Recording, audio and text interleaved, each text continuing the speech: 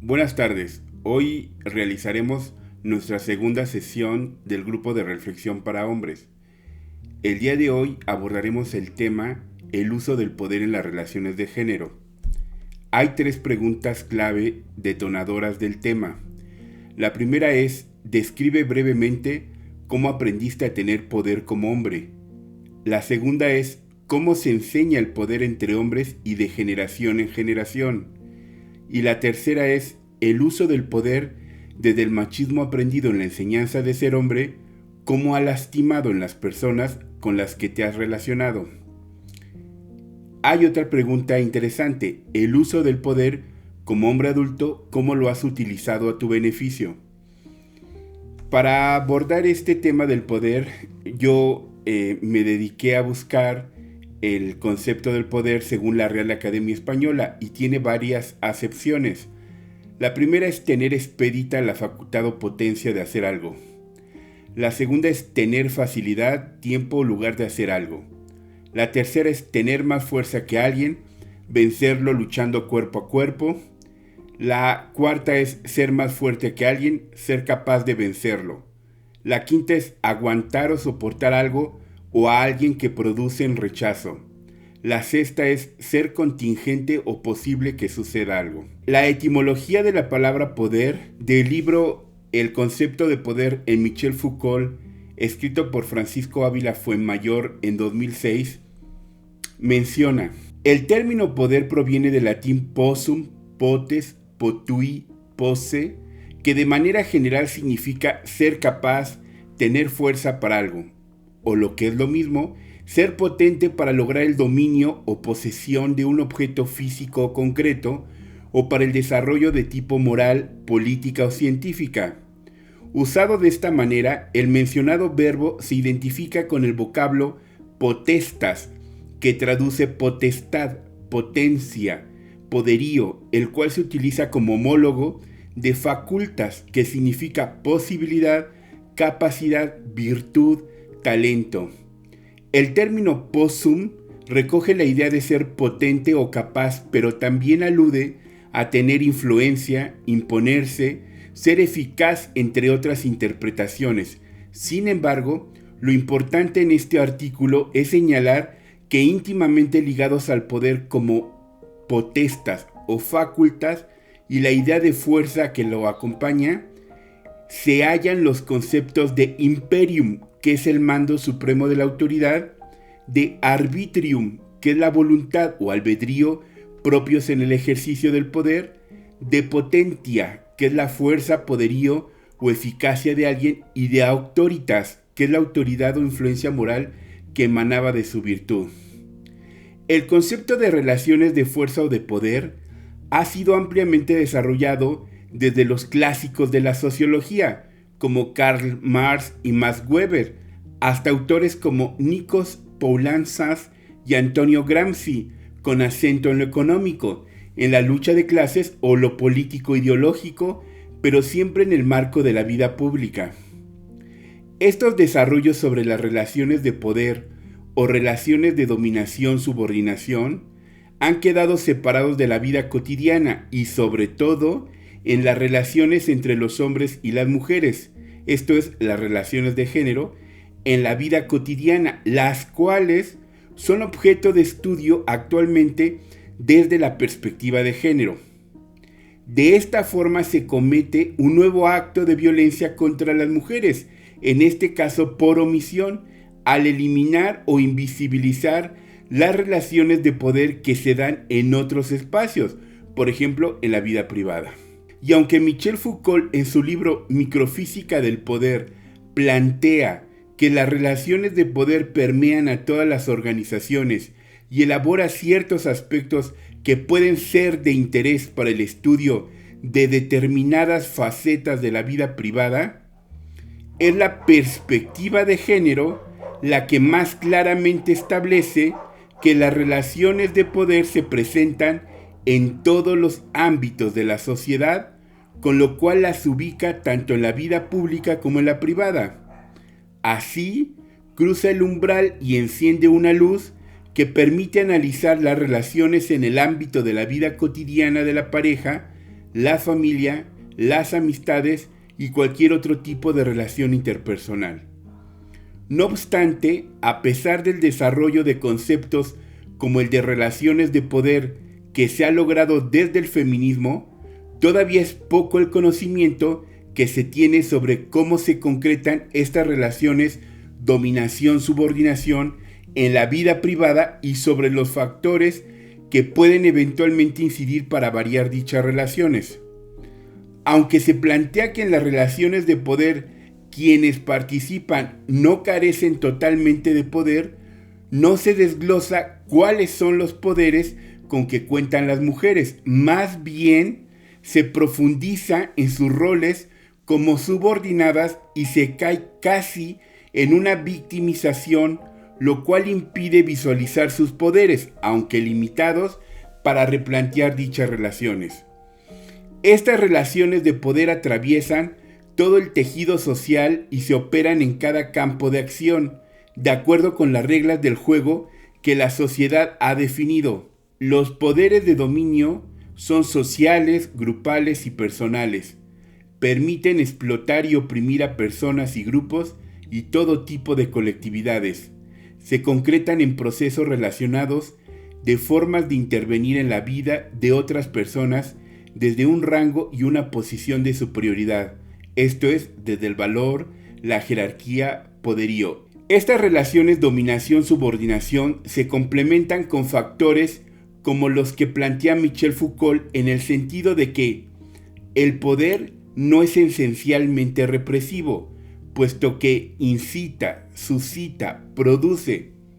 Se ejerce más que se posee, pasa por los dominados tanto como por dominantes, puesto que pasa por todas las fuerzas en relación, lo cual hace que su lectura no sea tan sencilla como parece. Entonces, ¿cómo se ejerce el poder? Primeramente es preciso diferenciar este poder de aquel que se ejerce sobre las cosas y que da la capacidad de modificarlas, utilizarlas, de consumirlas o de destruirlas. Un poder que remite a aptitudes directamente inscritas en el cuerpo o mediatizadas por instrumentos. En este caso se trata de capacidad. Por el contrario, lo que caracteriza al poder que nosotros analizamos es que pone relaciones entre personas o entre grupos. No hay que engañarse. Si se habla del poder de las leyes, de las instituciones o de las ideologías, si se habla de estructuras o de mecanismos de poder, solo es en la medida en la que se supone que alguien ejerce un poder sobre otros. El término de poder designa relaciones entre miembros asociados. Al decir esto no se piensa en un sistema de juego, sino simplemente y permaneciendo por el momento en lo más general, en un conjunto de acciones que se inducen y que responden unas a otras. El ejercicio del poder no es simplemente una relación entre miembros individuales o colectivos. Es un modo de acción de unos sobre otros, lo cual quiere decir, evidentemente, que no hay algo como el poder que pudiera existir globalmente, en bloque o difusamente, concentrado o distribuido. Solo existe el poder que ejercen unos sobre otros. El poder existe únicamente en acto, incluso si éste se inscribe en un campo de posibilidad disperso que se apoya en estructuras permanentes. Esto quiere decir también que el poder no pertenece al orden del consentimiento. En sí mismo no es renuncia a una libertad, transferencia de derecho, poder de cada uno de los miembros delegado en algunos, lo cual no impide que el consentimiento pueda ser una condición para que la relación de poder exista y se mantenga. La relación de poder puede ser el efecto de un consentimiento anterior o permanente. No está en su naturaleza propia la manifestación de un consenso. Un ejemplo claro es cuando revisamos cómo ejercen el poder los hombres mexicanos. Aunque sean machos, son paternalistas, es decir, desde pequeños se enseña a los hijos a ser obedientes, por lo que un adulto espera lo mismo por parte de su familia nuclear, el cuidado y la protección como algo aprendido y, a la vez, una obligación moral. Paulatinamente ha surgido una especie de machismo entrecomillado benevolente en México, donde ese se acepta que sus hijos lo cuestionen y que una mujer trabaje, pero al mismo tiempo mantiene la idea de que ésta es débil y dócil, lo que se refuerza por medio de ideas como la de, entrecomillado, a la mujer no se le toca ni con el pétalo de una rosa. Hay un grupo que ha recogido aspectos negativos de la parte afectiva de la cultura. Son hombres autoritarios y violentos, pero al mismo tiempo son sumisos con los de arriba y autoritarios con los de abajo, y tienden a ser manipuladores y a aprovecharse de los demás. Entonces, ¿cómo se construye el poder en una sociedad patriarcal y machista? Michael Kaufman, en su libro Las experiencias contradictorias del poder entre los hombres, menciona: pese a que todos experimentamos el poder de diversas formas, algunas que celebran la vida y la diversidad y otras que giran sobre el control y la dominación, los dos tipos de experiencias no son iguales a los ojos de los hombres, siendo la última la concepción dominante del poder en nuestro mundo. La equiparación de poder con dominación y control es una definición que ha surgido a través del tiempo, en sociedades en las cuales algunas divisiones son fundamentales para organizar nuestras vidas. Una clase tiene el control sobre los recursos económicos y políticos, los adultos tienen el control sobre los niños, los hombres tratan de controlar la naturaleza, los hombres dominan a las mujeres y en muchos países un grupo étnico, racial, religioso o de determinada orientación sexual tiene el control sobre los demás. Existe, sin embargo, un factor común a estas sociedades. Todas son dominadas por hombres. La equiparación de la masculinidad con el poder es un concepto que ha evolucionado a través de los siglos y ha conformado y ha justificado a su vez la dominación de los hombres sobre las mujeres en la vida real y su mayor valoración sobre estas. Los hombres como individuos interiorizan estas concepciones en el proceso de desarrollo de sus personalidades, ya que, nacidos en este contexto, aprendemos a experimentar nuestro poder como la capacidad de ejercer el control. Los hombres aprenden a aceptar y a ejercer el poder de esta manera porque les otorga privilegios y ventajas que ni los niños ni las mujeres disfrutan en general. La fuente de tal poder está en la sociedad que nos rodea, pero aprendemos a ejercerlo como propio. Este es un discurso de poder social, pero el poder colectivo de los hombres no solo radica en instituciones y estructuras abstractas, sino también en las formas de interiorizar, individualizar, encamar y reproducir estas instituciones, estructuras y conceptualizaciones del poder masculino. El uso del poder en las relaciones interpersonales. El poder incluye la capacidad de tomar decisiones sobre la propia vida y la de influir sobre los objetivos deseados o de realizarlos. Todas las relaciones están afectadas por el ejercicio del poder, el cual a su vez está profundamente moldeado por las identidades sociales de cada persona, que comprenden el género, la raza, la clase social, la orientación sexual, la edad, la religión, la nacionalidad, etc. Las desigualdades de género se definen a partir del poder sobre alguien o del control sobre las formas de poder, mientras que los esfuerzos por incrementar el empoderamiento de las mujeres y fomentar la igualdad de género tratan de promover formas alternativas de poder: el poder para algo, el poder con alguien y el poder interior, que se centran en utilizar las fortalezas individuales y colectivas para trabajar a favor de los objetivos comunes sin coacción ni dominación. ¿Contra quiénes se ejerce el poder? Contra mujeres, niñas y niños, contra grupos en situación de vulnerabilidad, hombres y mujeres de la diversidad sexual, hombres y mujeres de pueblos originarios, hombres y mujeres migrantes, hombres y mujeres con discapacidad, etc. Contra otros hombres, hacia sí mismo y contra la naturaleza. El ejercicio del poder frente a las mujeres. Evitar que sea superado por la mujer u otro hombre. Conquistar desde la sexualidad, posición económica, puesto laboral o estatus social. Hacer creer e imponer que siempre tiene la razón. Brindar, entrecomillado, protección a mujeres y niñas. Disfrazar el romanticismo para controlar. Chantajear y o amenazar para manipular. Minimizar y despreciar ideas, acciones y logros.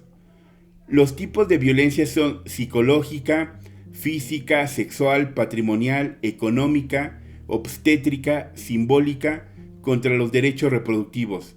Las modalidades de la violencia son familiar, laboral, docente, en la comunidad, institucional, mediática, política en razón de género, en el noviazgo, feminicida. La Ley General de Acceso de las Mujeres a una Vida Libre de Violencia, en su título primero, capítulo 1, artículo 5.10, comparte un concepto acerca del empoderamiento de las mujeres.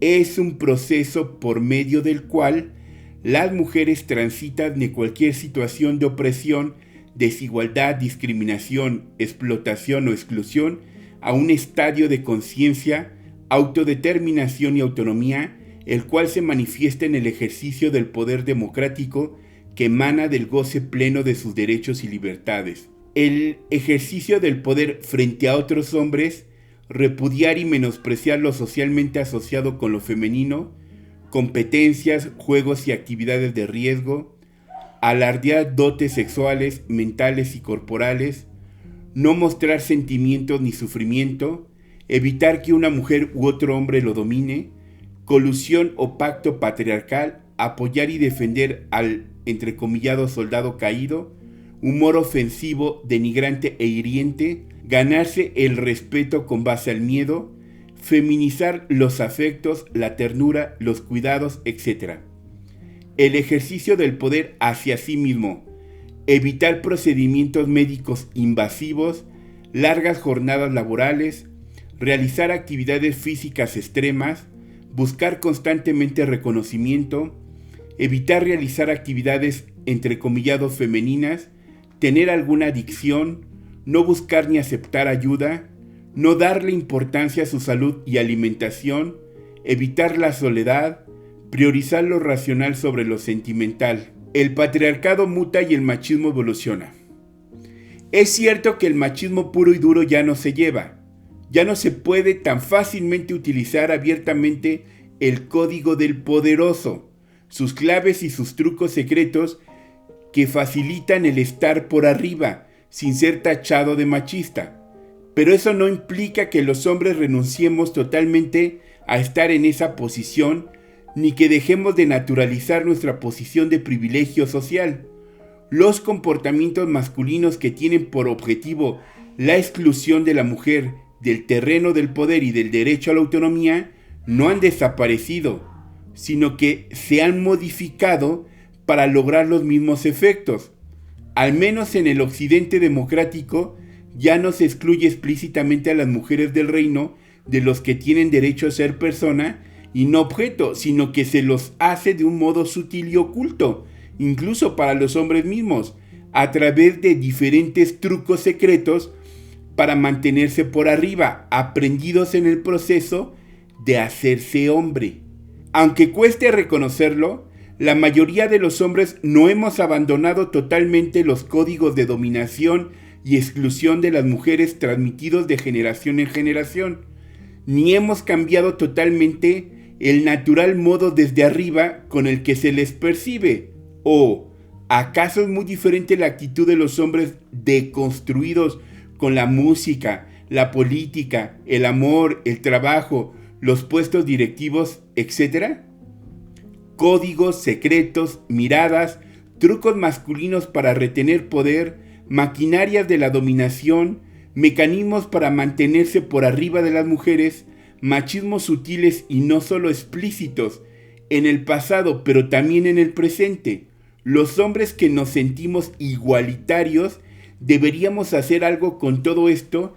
Ya todos estos mecanismos son un muro que impide la igualdad, al excluir a las mujeres de los recursos sociales y personales que les debería permitir, como a nosotros, legitimar la individuación y la validez del tiempo propio, afianzarse en ver las propias percepciones como válidas, las propias ideas como apropiadas, los propios comportamientos como adecuados y los propios recursos como confiables. Poder micro y poder macro. Luis Bonino en su artículo Micromachismos, 1995. Los micromachismos, hoy conocidos como machismos cotidianos, son pequeños y cotidianos ejercicios del poder de dominio, compartimientos suaves o de bajísima intensidad con las mujeres, formas y modos, larvados y negados, de abuso e imposición de las propias razones en la vida cotidiana que permiten hacer lo que se quiere e impiden que ellas puedan hacerlo de igual modo. Son hábiles artes, comportamientos sutiles o insidiosos, reiterativos y casi invisibles que los hombres ejecutan permanentemente, quizás no tanto para sojuzgar, sino para oponerse al cambio femenino. Ahora que los grandes machismos y dominaciones masculinas se aceptan cada vez menos, probablemente sean las armas, trucos, tretas y trampas más frecuentes que los hombres utilizan actualmente para obstaculizar la rebeldía femenina al rol social asignado y encasillarlas en él. Son los pequeños machismos que, pese a ello, producen poderosos efectos en las mujeres. Todos los machismos cotidianos son comportamientos manipulativos que ocupan una parte importante del repertorio de comportamientos masculinos normales hacia las mujeres. Se ejercen intentando mantener y conservar las mayores ventajas, comodidades y derechos que lo social adjudica a los hombres, socavando la autonomía personal y la libertad de pensamiento y comportamientos femeninos. Por eso, desde una posición de lucha contra la desigualdad de género, hay que contribuir para que los machismos cotidianos sean erradicados del repertorio de actitudes masculinas. Primeramente, hay que ponerlos en evidencia, nombrarlos, deslegitimarlos y cuestionar la posición desde arriba que origina su ejercicio. Machismo puro y duro y machismos cotidianos se basan ambos en una creencia masculina, procedente del modelo de masculinidad tradicional, con el que se socializa a los hombres. Esta creencia es la que supone que los hombres tienen mayor valor que las mujeres, dando por sentado que ellas deben estar disponibles y al servicio de los propios deseos, placeres y razones. Y desde esa posición y para asegurarla, es lícito utilizar diversos procedimientos, grandes o pequeños, de control, imposición y boicot a la autonomía femenina. El sentirse superior implica sentirse con derecho a hacer la propia voluntad sin rendir cuenta, a tener la razón sin demostrarlo, a no ser opacado por una mujer, a ser reconocido en todo lo que hacen, a que lo propio no quede invisibilizado, a ser escuchado y cuidado, a aprovecharse del tiempo de trabajo doméstico femenino y, por supuesto, a forzar e imponerse para conseguir los propios objetivos. Los avances de las mujeres cuestionan este derecho, y los machismos cotidianos son uno de los modos masculinos más frecuentes de ejercer la defensa de estos privilegios de género y de oponerse al cambio de las mujeres que procuran ser tan autónomas como ellos. La clasificación original de los micromachismos es la siguiente. Los micromachismos utilitarios, que tratan de forzar la disponibilidad femenina, aprovechándose de diversos aspectos domésticos y cuidadores del comportamiento femenino tradicional, se realizan especialmente en el ámbito de las responsabilidades domésticas. Los micromachismos encubiertos, que intentan ocultar su objetivo de imponer las propias razones, abusando de la confianza y de la credibilidad femenina. Los micromachismos de crisis, que intentan forzar la permanencia en el status quo desigualitario cuando éste se desequilibra, ya sea por aumento del poder personal de la mujer o por disminución del poder del dominio del hombre. Los micromachismos coercitivos que sirven para retener poder a través de utilizar la fuerza psicológica o moral masculina. ¿Por qué ya no se nombran como micromachismos?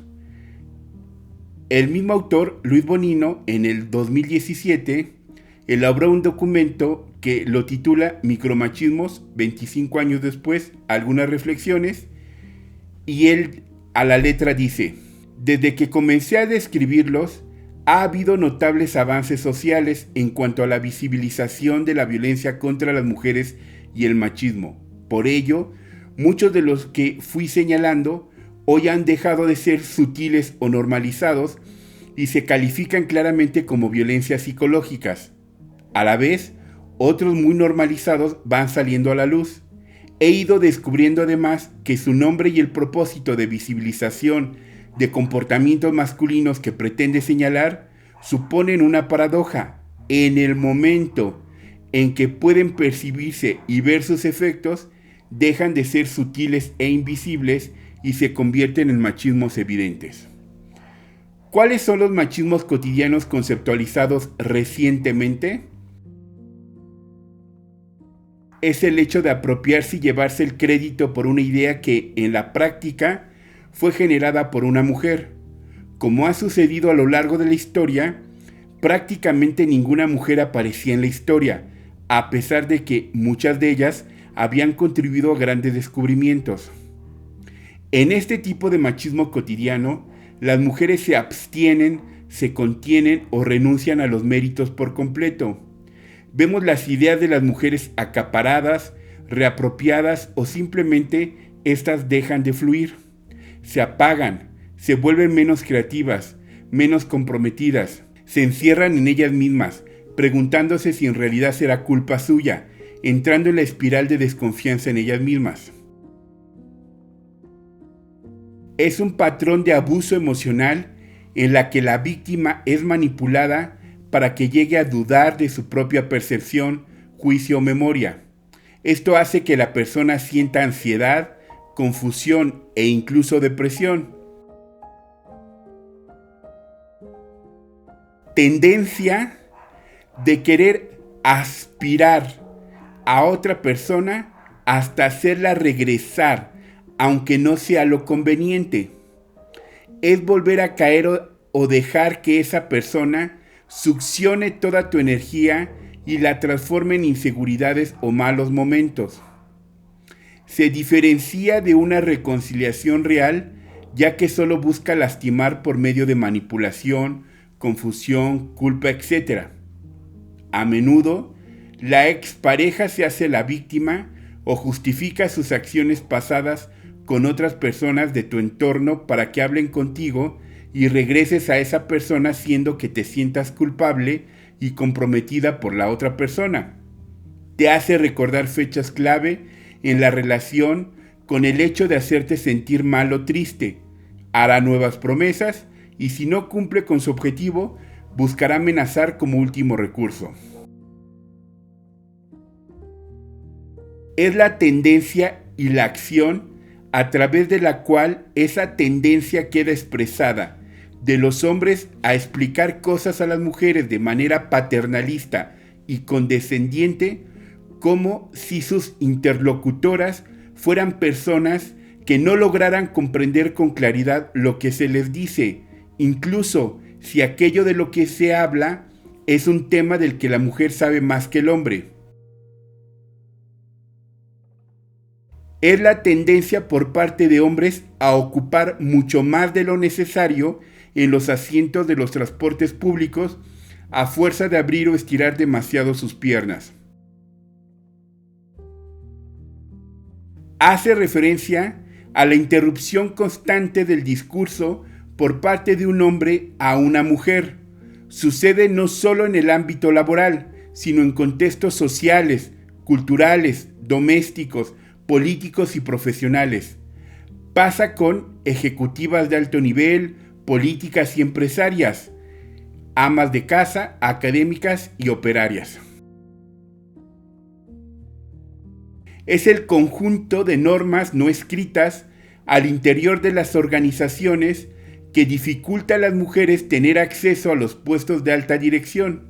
Su carácter de invisibilidad es resultado de la ausencia de leyes y códigos visibles que impongan a las mujeres semejante limitación. Desde un principio se utilizó para hacer referencia a las barreras que la mujer tiene para avanzar en la escala laboral, que no son fácilmente detectables, pero suelen ser la causa de su estancamiento.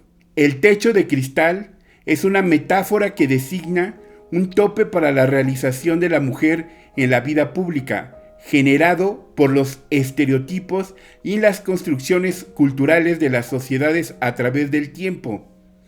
Este límite detiene la ascensión piramidal de las mujeres hacia puestos de alta jerarquía e impide su realización personal en la esfera del reconocimiento público.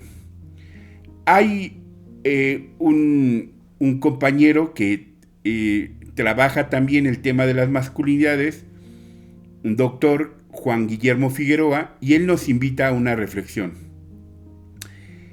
Búsquese cómplices de cualquier cosa.